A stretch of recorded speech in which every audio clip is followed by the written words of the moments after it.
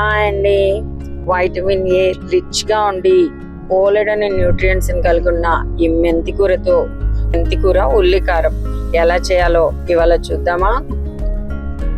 ఫ్రెష్గా ఉండే ఈ మెంతికూరని బాగా వాష్ చేసేసుకొని చిన్న చిన్నగా కట్ చేసేసుకొని కడాయి పెట్టేసుకొని ఆయిల్ కొద్దిగా వేసేసుకొని ఈ మెంతికూరని బాగా కొంచెం వేపేసుకుందాం. మరీ ఫ్రై కాదండి, కొంచెం చేదిపోయేంత వరకు వేపుకుంటే సరిపోతుంది.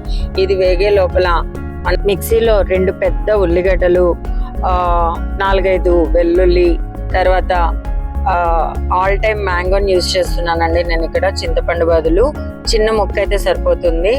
ఆ తర్వాత కారం, ఉప్పు ఇవన్నీ కలిపి కచ్చపచ్చగా ఒక్కసారి మిక్సీ చేసేసుకుందాం. మనం అందులోపల మెంతికూర బాగా వేగిపోయింది కదా, ఇది సపరేట్గా ఒక బౌల్లో తీసేసుకొని ఈ మళ్ళీ కొంచెం ఆయిల్ వేసేసుకొని పేస్ట్ చేసుకున్న ఈ ఉల్లికారాన్ని మొత్తం దాంట్లో వేసేసుకుందాం. ఈ వేగుతున్నప్పుడే 1 స్పూన్ మనం పసుపు కూడా యాడ్ చేసుకుందాం.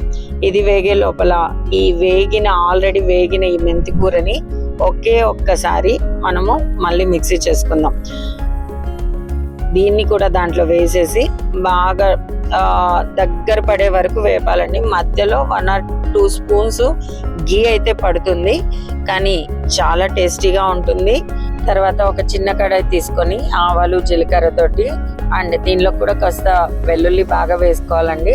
పోపు పెట్టేసుకొని దగ్గరగా బాగా వేగుతున్న ఈ మెంతికూరలోకి మనం ఈ పోపుని యాడ్ చేసుకుందాం.